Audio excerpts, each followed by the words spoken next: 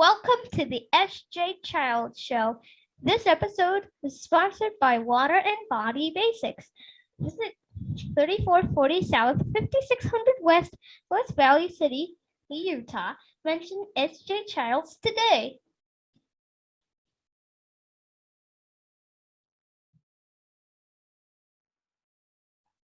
Hi, welcome to the SJ Childs Show. I'm your host, SJ Childs, and today I have a special guest, Anthony Miano. Thank you so much for being here today, Anthony. You're welcome. I'm happy to be here. Yeah, such a pleasure to have you. You have a podcast that you are a co-host. Yes. And so we're going to talk a little bit about that today. We're going to talk a little bit about your life, and you are a veteran. And just so happens we're going to be airing this. I had told you it wasn't going to be for a few months, but guess what? Veterans Day is next week. So guess who gets their special guest preview next week? You. So yeah, so I'm really excited and really just am honored to be able to do this for you. So thank you so much for being here. My partner and I appreciate the promotion. We're a small program called No Outlet Live, broadcasting out of Cleveland, Ohio. We're a small program with potential for aggressive expansion. And I didn't do the Joker voice there. It was great. No, that's great. And, we were talking about kind of what you talk about on your podcast. And I love the sense of what you talk about. So tell us a little bit about that and your topics that you cover.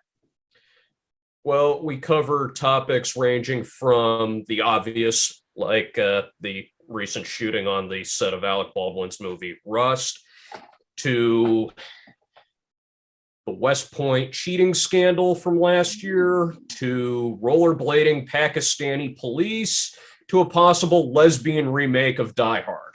And then, of course, my friend and I will, we contribute our own individual perspectives. Like, for instance, with the Rust shooting, I talk about my experience in the military with ranges, how people are supposed to prevent this sort of thing. We're on that was covered in our most recent episode. We're on all the streaming platforms like Apple Podcasts, Spotify, and some of the stuff I'm as surprised at as our listeners, because I contribute stories that he doesn't read beforehand. He finds stories that I don't look at beforehand, so you get a very fresh reaction to all of it. That. And in each episode, I find myself talking about something neither of us expected, like stories about NBA superstar LeBron James that, to the best of my knowledge, haven't been reported in any media outlet. Wow. And how do I know these stories? From observing him personally. Yeah, right. No, I think Yes. that's really cool. I like my show the same way. I'm not a read off a script, ask a bunch of questions kind of gal. I find myself in the moment, free flow, authentic conversations work best for me. So yeah, I love that. I love that. And as for how I observed him personally, we were in the same high school graduating class. Oh, really? That's interesting. Oh, yeah. So I wasn't in his inner circle of friends. I mean, he had that small group around him that had known him since he was very young, but I was still close enough to see him away from the cameras. Yeah, definitely. And you definitely see a different side of people. Yeah, I'd say the biggest change, if I had to pick a moment when the change began, it was when he was on the first Sports Illustrated cover. Wow. Years. Yeah. Interesting. I also got to see things like, he sat out football senior year after being an all-state wide receiver twice because there were going to be too many players on other teams that had it out for him, and I try to hurt him, shall we say, cripple him and end his basketball career. Yeah, right. That's no good. On the more positive side, I saw him in a playoff game junior year where he was on a kick return team, and someone yelled, "LeBron, get a block." I don't know if it was a coach or someone in the audience, but he just threw his arm out and swatted the player next to him like a fly, and it worked. Well, what works, right? Yeah, but I've been rambling. I'm sure you have another question. You're to stop me from nervously talking. Yeah, you're totally fine. No, I love it. So you started the podcast, it sounds like a little bit of last year, and then kind of took a little break and then took back hold of it over these last few months. So there's been lots of topics to discuss, I'm sure.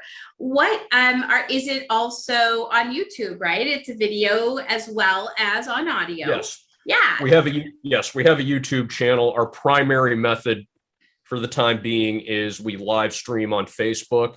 Oh, great. Yeah. And I still need to get to that point. Oh, yeah. It's an evolving. Yeah. It's evolving. I'll be honest. My partner does have a plan. We have a plan. It still feels like there's a considerable amount of flying by the seat of our pants. Yeah, isn't that the truth? I think that's somehow some of the best decision making is when you can just go in the moment and do things like that. So, I mean, yeah, it can be disastrous too, but right, we have to take risks. Let's talk about your life and kind of your experience as a veteran and how that started for you. Well, it started with 3 parents, 3 grandfathers, 3 uncles, and at least 2 ancestors that I'm aware of that were all in various military branches. Some of the mementos are behind me. I don't know if your viewers can tell, but that's my late uncle's green beret in the middle, my late grandfather's ceremonial sword. He was one of the last Iwo Jima Marines. Wow. I myself was qualified as a cavalry scout and a psychological operations specialist. I was also qualified as an instructor, and I was on the military funeral honors team for a while. Mm-hmm. That was the most rewarding job I've ever had. Really? Tell us about that. Why would you say that is really interesting? Well, I believe that the families of the veterans deserve someone on that wanted to be there. And yes. By that, I mean, the way it worked was all of us in reserve units would volunteer for it. Our units put us in touch with the coordinator, and we would tell this guy where we lived, what dates and times we were available. So when he got a funeral service, he would plug in an address and say, okay, I have these 2 guys available for that one. They would text us a time, place, and name of the deceased. We would get there. We would talk with the funeral director, the civilian, and the minister and arrange when we were going to go on. We would coordinate with the VFW or whichever local veterans group was there. You might be familiar with the 21 gun salute tradition. Yeah, most of the time that's not done by actively serving military members anymore because of just the lack of manpower. So it's usually the local veterans groups that take care of that. Yeah. At a minimum, though, one of us in uniform would play taps. We even had a couple of people that knew how to play the bugle for real instead of the speaker. The speaker isn't ideal, but it's either that or someone makes bugle noises with their mouth. And I don't think any of us wants that. No. And then we would fold the flag and present it to the next of kin. Yeah. That was an adventure in and of itself sometimes. I had this one funeral director pulled up, saw me and my partner, and said, this guy was a veteran. Do you guys happen to have a flag? And I just went real wide-eyed, like, what did you say? And I said, as it happens, we do, in the most barely restrained, hostile tone. Okay, my words were very cooperative and accommodating, but my tone said, you are so lucky we are prepared. Yeah, so, isn't that the truth? So, and the reason we were prepared is we carry a practice flag around with us to rehearse beforehand and use for real should the need arise. Yeah. That was an interesting one. And then I had others where the next of kin invited us both to the wake afterwards. I also did the folded flag for my late father and grandfather's That's an services. honor. And when my Yeah. mom and grandmother pass on, I'm going to be inheriting those. Oh, wow. Yeah. So, And that's so special to you. I mean, it's wonderful that they would go to someone who would appreciate the value. and I'll be receiving my mom's eventually. Yeah. That is probably going to hit me harder than any of the other Sure. funerals. I can imagine. Everyone assumes that it must be the most emotionally draining thing there is. And to be honest, well, maybe because I grew up with the military, I guess I might have been, I don't know, Desensitized a little. Yeah, I can understand Well, that. most of the Trained to veterans I understand. buried were Vietnam, Korea, or even World War II vets. And Okay. it's hard to see, and it's natural when older men die. Sure. It only got hard when they were my age. Yes, definitely. I had a 35-year-old suicide. I had another one where I saw the next of kin, the mother. I assumed she was burying her husband, and then I saw a picture, and it was her son. And No. those are the ones that hit hard. Sure. But at least then I've given the family someone that wants to be there voluntarily. So let me ask you this, and this is kind of an interesting kind of topic to touch on. When, as far as the suicide goes, does the military still honor that? I mean, are they still honored and, respected? Because everyone has their own struggles, and that's good for anyone to judge. So, my personal opinion.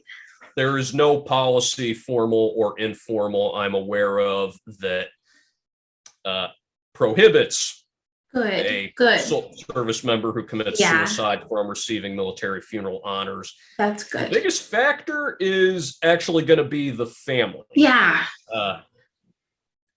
If a veteran that killed himself did not receive military funeral honors, it would be because the family specifically didn't want it, or maybe they might be mistaken and then proceed as though they weren't entitled. I don't know if you ever watched This Is Us, the NBC program. Yeah. It's been called grief porn. And the one tearjerker opportunity I ever noticed they missed was when Jack Pearson died. Spoiler alert. They didn't do military funeral honors for him, which he would have been entitled to because he was a Vietnam veteran. And it hit me. I think it might be a misconception that people think military funerals are reserved for the ones killed in action. Yeah, that's really interesting for you to bring that up. And so I just want to clarify that no, that policy does not exist. I mean, any service member can and should receive that. Yeah, one of my hardest funerals was for a 24-year-old specialist from my reserve unit who was killed in a car accident. And to be honest, when our commander first broke the news to us, I had to think about it for a minute who this guy was. But it had the biggest turnout of any funeral I've been to because roughly half the company showed up. A company is approximately 100 soldiers, give or take, depending on the kind of unit. Our chaplain showed up. The group commander, which is a full bird colonel, was there. A coordinator from Michigan came in and showed us how to do a 6-man flag fold. And it was the only 21-gun salute I've ever seen with active serving soldiers in uniform. Wow. yeah. And for this young gentleman, that's very honorable. And the hardest part was when our commander did the presentation of the folded flag. It was the youngest next of kin I've ever seen. It was his 6-year-old daughter. No.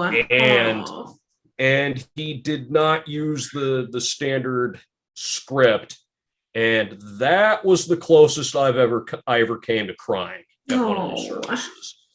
But wow. That's amazing.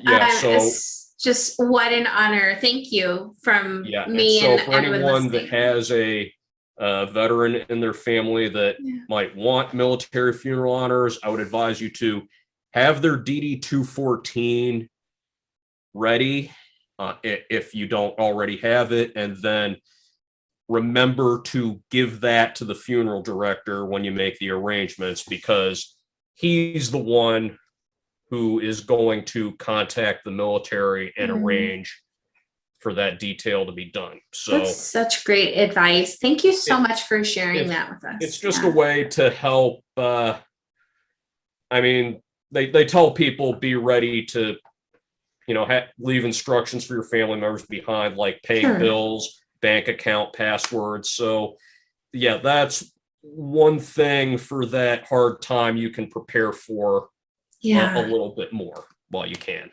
Oh my gosh. And really, when do you have the chance to come on to talk about this topic, to have someone on as, experienced as yourself and knowledgeable of these? It's wonderful. I learned so much just in this last 15 minutes. I appreciate you so much sharing that with me, because like I had shared with you, I mean, my father is a retired Major General.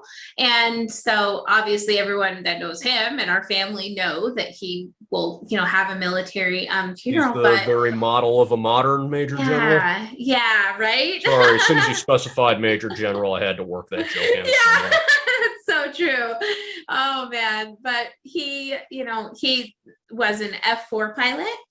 And so I had really unique experiences to be able to spend a lot of my time down at the Air Guard and spend a lot of my time on the runway as a kid, which is unheard of now. That's something no child could experience, at the rate I did, because it was the 80s and there wasn't so much security, and it was amazing.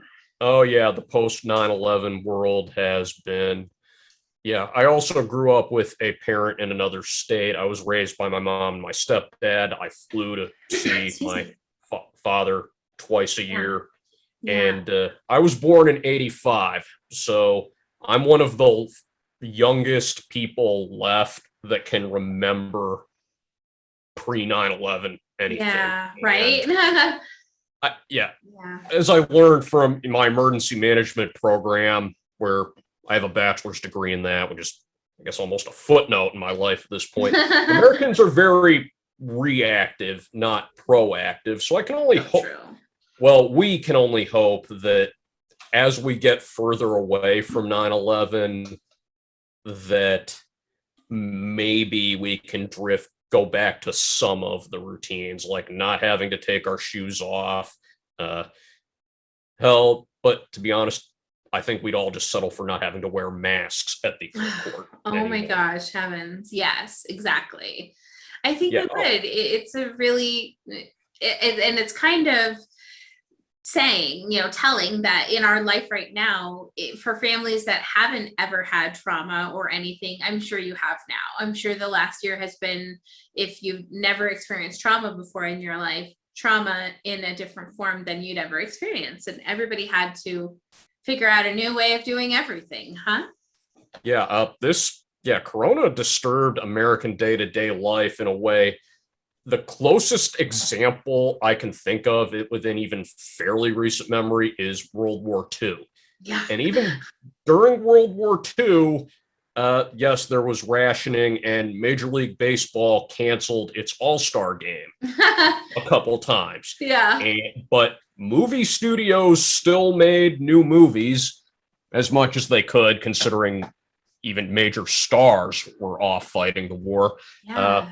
But Yeah, it surprised me last year when I have no interest in basketball, for instance, but it was still scary to me when the NBA hit the pause button. I'm like, this is powerful enough to stop Yeah. them Yeah. in their Right. tracks. And then, Yeah. yeah, the most recent disturbance that was anything like this was 9/11. But even then, most business was back up and running at least within the next week. Right. Drastically changed in a lot of areas, but still, it wasn't like, yeah, folks, we're gonna need to close every single restaurant now just so we can ensure every drive-through is safe from Al Qaeda interference. Yeah, I'm sorry. Terrorism is just too much of a threat to our schools, so you're all going to have to do school over the computer now. Oh my gosh, right? No. We're so lucky. I mean, I guess that's good that never happened. Thank goodness. That would have been a scary life. And back then, yeah, if Corona had happened back then, I don't know what would have been done because we didn't have this Zoom capability. Yeah, exactly. Everyone, I mean, the internet was available to most Americans, of course, but I don't even know when teleconferencing was first invented. Yeah, it's so interesting. I remember being like a part of an MLM, or something where it was like the Viacom and it was your first video conferencing calls. And I was totally ready to get on board with these guys. And then I didn't, and nothing, obviously they never took hold because everything else started happening with video access. So it's interesting. Well, before we wrap up for today, I want to make sure that we get all of your information. If you have a website for the podcast, obviously the podcast name and where we can find you, all of that good stuff. Okay, well, you can find us on type into Google No Outlet Live, all one word, and we also live stream on Facebook. Send us a friend request, subscribe to us on YouTube. I can send you an email with direct links to all of them. Perfect. And then you can throw those on the screen. I'll do it. That's exactly what I do. We'll do the video editing and I'll put everything up there. So it'll be running down the screen when you're saying it. Excellent. Yeah. I've gotten decent at Adobe Premiere myself. Is that what you use? I use a program called AVS Video Editor. I have a son with autism who is 11, who has a photographic and an auditory memory, who's been coding and video editing since he was like 6. So we had to buy this expensive editing software for him and his many projects. And so luckily when I started my podcast, I was like, hey, I have this great video editing software already. I can do this on my own. So keep him on it. At this rate, you won't have to bother sending him to college. 100%. Anthony, you wouldn't believe it. Yeah. He'll already be working. Yeah. Well, he'll already know how to do the job. He'll have a portfolio ready to go when he graduates high school.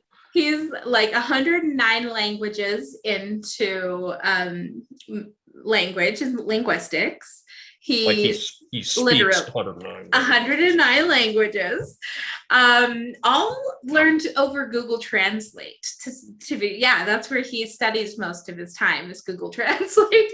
If he's not doing video animation and things. And it's hilarious because I'm a children's book author and I have children's books and I have been bugging him. Can you please help me animate these books? But he doesn't want any part of it. And I don't know how to do it. Oh, speaking of books, I also wrote one. Oh, good. I intend to self-publish on Amazon. Wonderful. If I have that up and running, if I have that available, but when is this airing? Next week. But we can do it whenever. You just let me know and I'll put something up for you after that. Okay, yeah. 100%. I will definitely. Yeah, it is called The Changing of the Gods. It is. Oh. Are you familiar with the Trojan War? I mean, Trojan horse. from high school, unfortunately, but So basically, Hades, the god of the underworld, gets fed up with pretty much everyone, and then he decides, among other things, the premeditated murder of children is not something anyone should be allowed to walk away from. yes. But most of the offenders are gods, so punishing them is going to be a little bit difficult. Yeah. Yeah, Interesting. yeah, I have visions of giving speaking engagements and having it be adapted into a major film. I love it. Well, those are the kinds of thoughts you should be having. Yes, I'll be. Yeah, Sure. so if not in time for this broadcast, I will definitely be including a link to where you can buy my book. Perfect. And hopefully my partner likes my interview. Again, Yeah, right? Hopefully he No does. Outlet No, Live. thank you so much, Anthony, for being here today. I'll make sure to have all those links down in the description. And you make sure to come and visit me on SJ Child Show, all the social medias, TikTok, YouTube, Instagram, Facebook, and we will catch up with you later. Thank you so much. Thank you so much for giving me this opportunity to promote No Outlet Live. So my pleasure. We'll talk to you soon, Anthony. Good night.